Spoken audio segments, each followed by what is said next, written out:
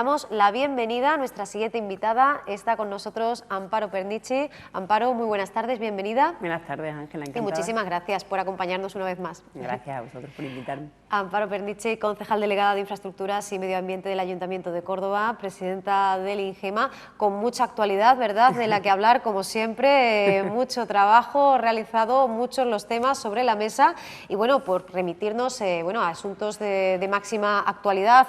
Antes de ayer tenía lugar ese pleno extraordinario, ¿verdad? Hablamos, si te parece, pues de ese plan de eficiencia energética y de la trascendencia, ¿verdad?, que puede tener para la ciudad de Córdoba. ¿Cuáles son los siguientes pasos a seguir después de presentar esa moción?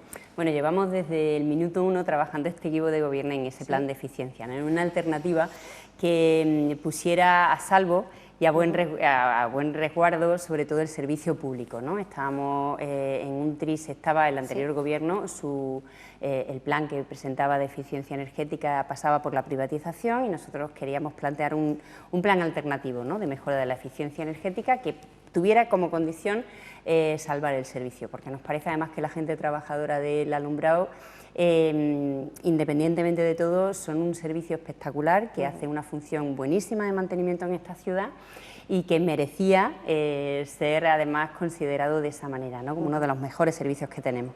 Lo que aprobamos en pleno estos días de atrás es justamente una modificación presupuestaria que nos facilita la capacidad de endeudamiento para el pasito que nos faltaba, que eran esos 4 millones de euros, que en un compendio del plan completo, en lo que tiene que ver con el alumbrado, son 7,8. 2,3 los tenemos invertidos ya a final de 2016, ya están comprometidos y salen del presupuesto municipal, han salido durante estos años del presupuesto municipal y cuando terminemos 2016 habremos cumplido con esos 2,3 millones de euros. Estos 4 millones vendrían a completar la tercera fase de este plan, que consiste básicamente en cambiar las luminarias de 250 vatios a 150 algunas, a 34 otras, con lo cual el ahorro es manifiesto, no hay mucho que pensar, incluidos también los cuadros de mando que facilitarán también la gestión del alumbrado. Y además de eso, con el ahorro que producimos, que ya en estos meses que llevamos trabajando, ya el ahorro que hemos producido es del 17% aproximadamente, o sea, 1,5 millones de euros a las arcas municipales, que es muy importante, pues el año que viene ese ahorro también lo utilizaremos para terminar el plan. A finales del 2017 habremos invertido 7,8 millones de euros que producirán un ahorro directo de 3 millones aproximadamente en ese suministro eléctrico. Con lo cual es un plan no solo que tiene que ver con la eficiencia energética y el compromiso de este ayuntamiento con el Pacto por el Clima, que se firmó, como sabéis, por prácticamente todos los partidos políticos, menos el PP, sino que además produce un ahorro directo. Es un plan tremendamente rentable, independientemente de todo, ¿no? Independientemente de que es un compromiso político, además es muy rentable. Y esto es la guinda que faltaba para completar ese plan de eficiencia, que además nos ayudará, que será lo que nos haga cumplir esa directiva europea para el 2020, que era 20 de eficiencia energética, 20 de disminución de huella de carbono y 20 de aumento de energías renovables. Desde la oposición, entre otros apuntes, se dudaba de que precisamente se pudiera llegar a cumplir con esos objetivos. Así lo expresaba Laura Ruiz, que pues hablaba de este plan, de esta moción, que finalmente era aprobada en ese pleno extraordinario. La definía como primitiva, pobre, cortoplacista y con actuaciones puntuales y además que dejaban entrever una visión parcial de la ciudad. ¿Cómo se reciben estas críticas? Y si, a pesar de que evidentemente el Grupo Municipal Popular no apoyaba la moción, se ha logrado acercar posturas después de ese pleno.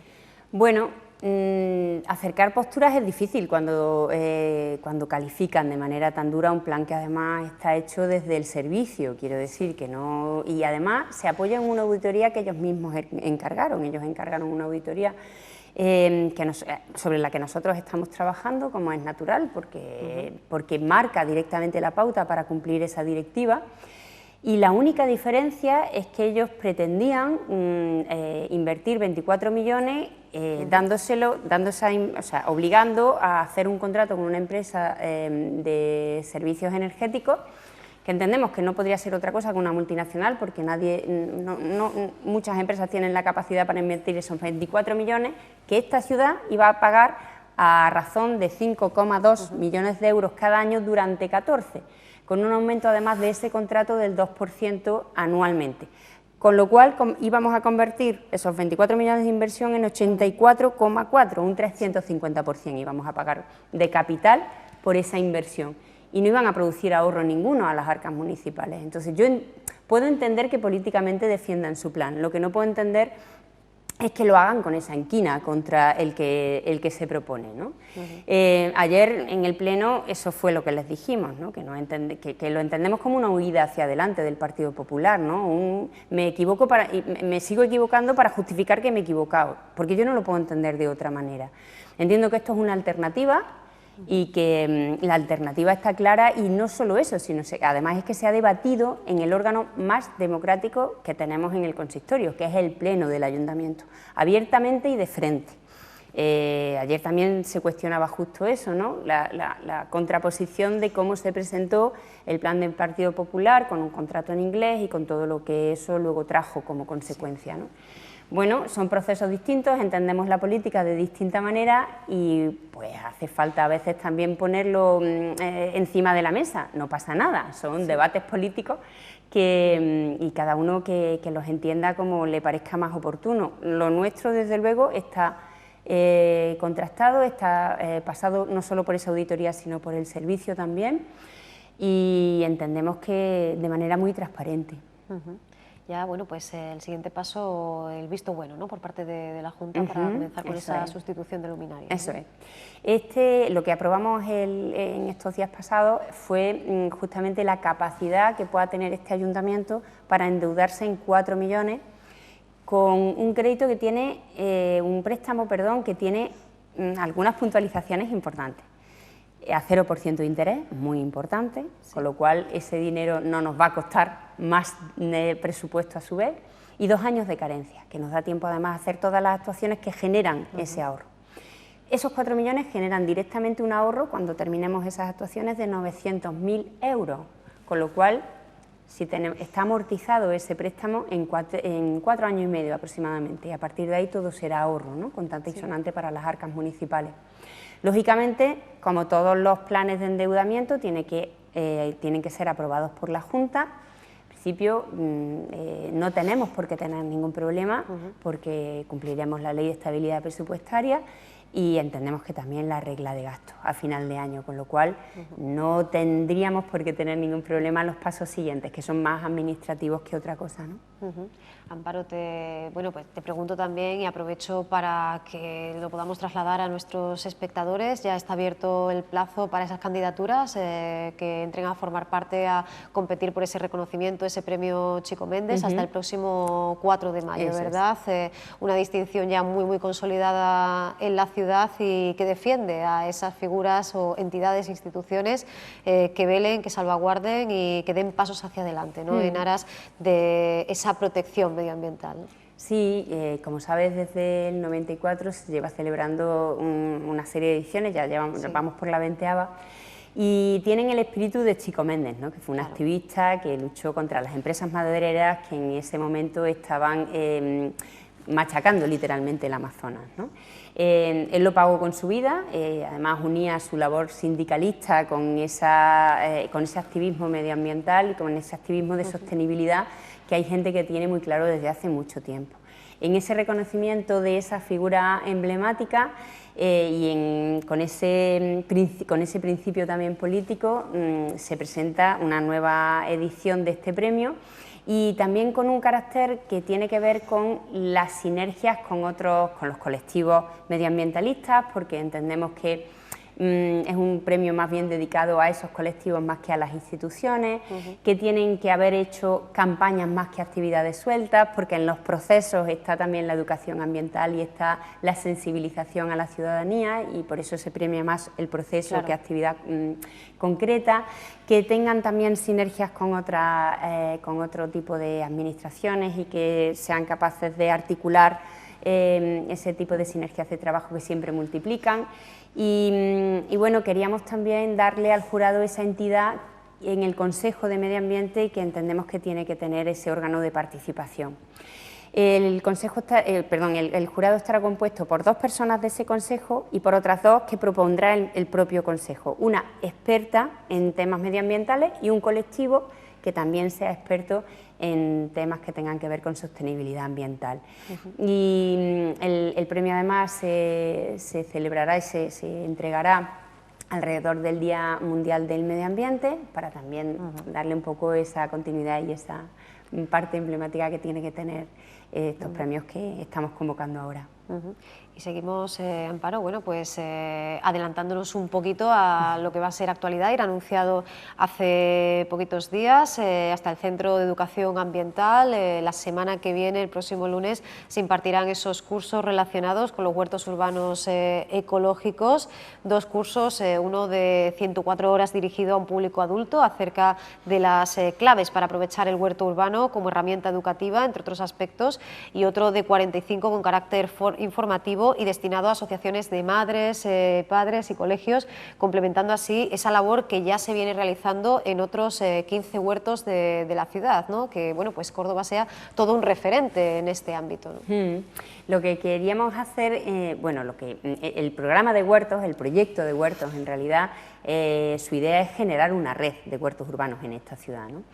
Que tuvieran además un carácter social, porque entendemos que es una herramienta para trabajar en colectivo, para generar procesos, para que, para contraponer esa idea individualista de que todo se consigue estando solo, y sin embargo esa herramienta social, lo que queremos hacer o lo que queremos poner en valor es precisamente que con lo colectivo se consigue mucho más, ¿no? Estamos trabajando en 2 ámbitos paralelos, uno en el ámbito formativo, que es el que estamos presentando, y otro en el ámbito más de ciudad y más de extender esa idea de huertos urbanos por toda Córdoba, ¿no? Por un lado, tenemos un grupo de trabajo liderado por la Delegación de Medio Ambiente, en la que también participa el Instituto Municipal de Gestión Medioambiental, el INGEMA, que tiene ya una experiencia con los huertos en la Somadilla, la Delegación de Educación, Infraestructuras, porque desde la Unidad de Mantenimiento de Edificios se está colaborando en muchos huertos escolares, en esos 15 huertos escolares, y también la Unidad de Parques y Jardines, ¿no?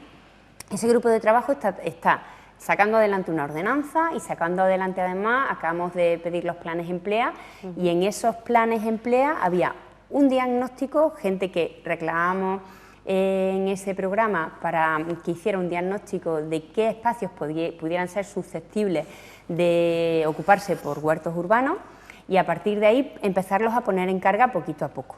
Todo es poquito a poco, porque el presupuesto es limitado, pero lo que queremos es iniciar esa red para que luego siga y continúe y que la ciudadanía la reclame como suya.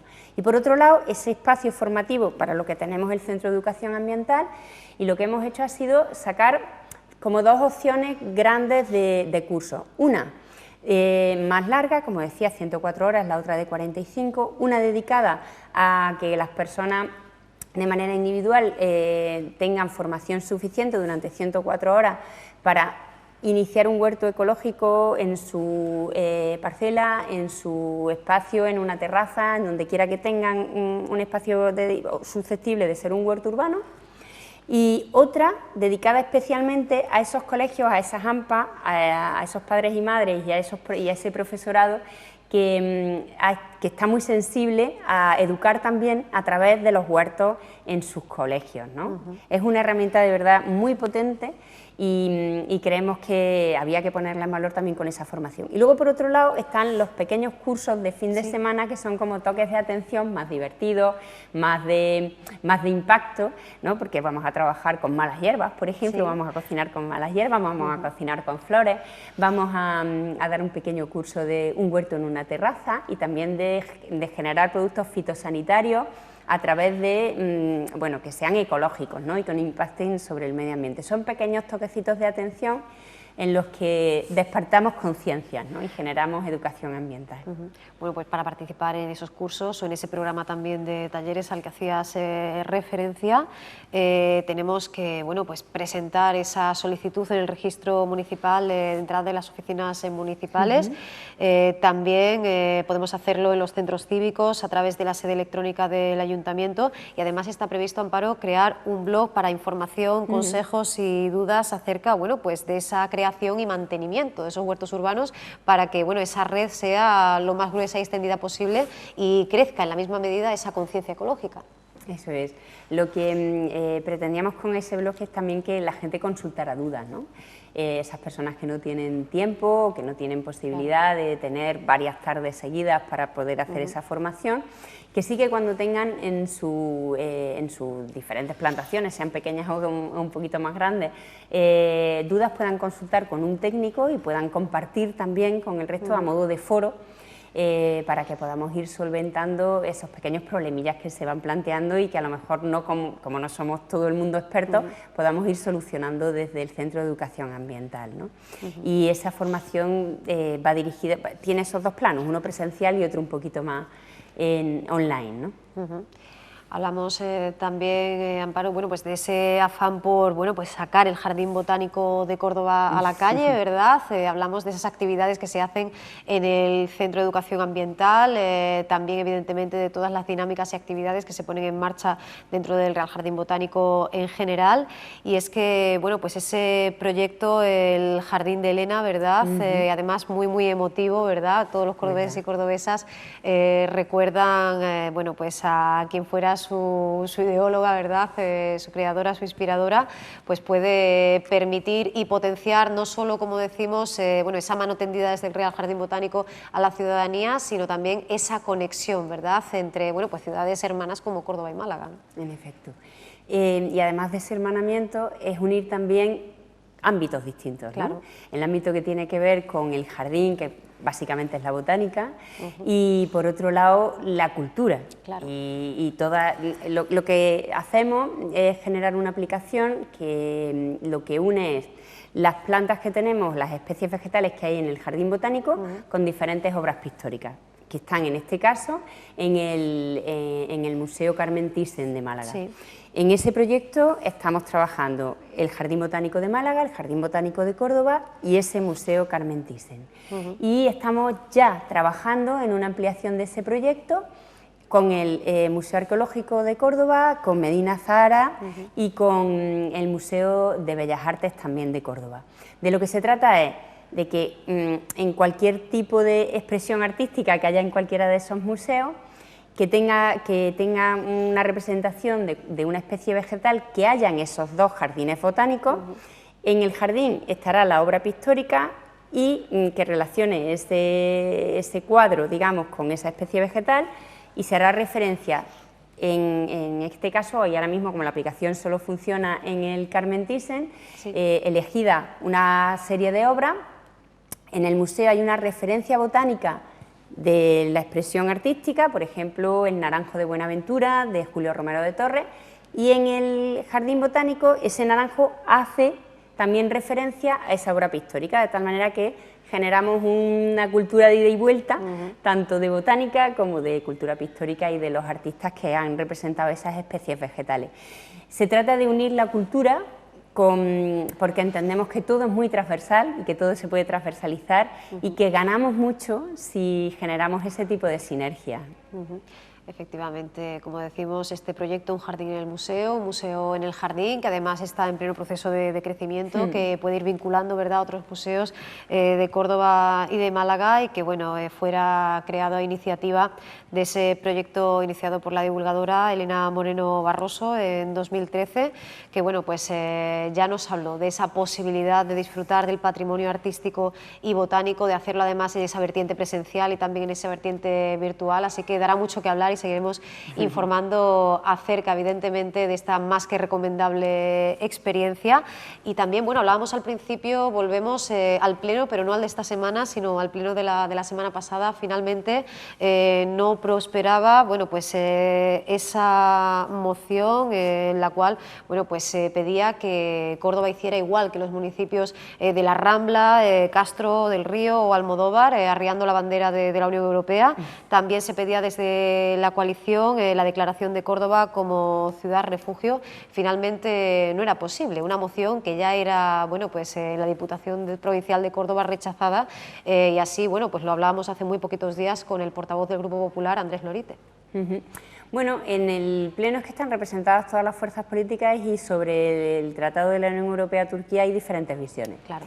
Está desde la del Partido Popular, que es un sí a todo, hasta la de Izquierda Unida, que es el partido político en el que yo trabajo y en el que yo creo, que lo que dice es que no solo, de hecho hemos puesto una querella en marcha, o sea, contra el gobierno de Rajoy por haber consentido este tratado con la Unión Europea y Turquía. A nosotros nos parece tremendamente inmoral que haya personas a las que de hecho, incluso ACNUR se ha negado porque están en centros de detención esas personas refugiadas. Creemos además que son números simbólicos que la Unión Europea debe de acoger sin lugar a dudas. Me refiero que tenemos capacidad más que suficiente para que entre todos y entre todas seamos capaces de darle refugio a gente que lo necesita. Estamos hablando de refugiados de guerra, pero es que Izquierda Unida no se para ahí. Es decir, ahora acaba ayer creo que fue, o antes de ayer, un naufragio en la costa de Libia en el que han muerto decenas de personas que venían de África, ¿no? Cuando les han cerrado la frontera en Turquía, cuando se cierra la frontera, lo que buscan es rutas alternativas más peligrosas porque no se le pueden poner puertas al campo. Nosotros siempre decimos que si las multinacionales pueden campar a sus anchas y tienen las fronteras abiertas, es como de obligado cumplimiento que las personas también. La libre circulación nos parece un derecho básico y desde luego si encima tienen motivos suficientes como para ser refugiados de guerra, lo que es un despropósito es un despropósito humanitario de carácter ya que tiene que ver con los derechos básicos de las personas y con la capacidad que tenemos para ser solidarios con gente que lo necesita. Lo de la bandera es sencillamente un gesto que lo que habla es de una determinación política. Ahora mismo esa Unión Europea con ese tratado no nos representa y no representa el carácter que entendemos que tiene que tener esa Unión Europea, que básicamente es una unión económica, ¿no? Todo eso es lo que se cuestionaba en esa moción y hay diferentes pareceres, ¿no? Ahí estábamos, Izquierda Unida, más cercanos a la posición de Ganemos. El PSOE está ahí entre Pito y Valdemoro y el PP se decanta por un no rotundo, o sea, un sí rotundo al tratado y un no rotundo al arriado de la bandera, ¿no? Pero era un gesto simbólico, sin más. Lo importante es el fondo de la cuestión, ir a la raíz del problema. Bueno, pues nos quedamos ya sin tiempo para más. Te pedimos, Amparo, que bueno, en siguientes sucesivas visitas podamos hablar de otros asuntos, por ejemplo, de esa segunda moción, ¿verdad?, relacionada con los polígonos industriales, sí. Y hablaremos también de esa mesa de trabajo que proponíais y de esa reunión que se mantenía previamente con representantes de este colectivo, de esos diferentes polígonos. Así que veremos cómo va tomando forma esta iniciativa. Amparo, te agradecemos mucho que hayas estado con nosotros para finalizar la semana y cerrar este Córdoba TV. Muchas gracias, Ángela. Muchísimas gracias, Amparo.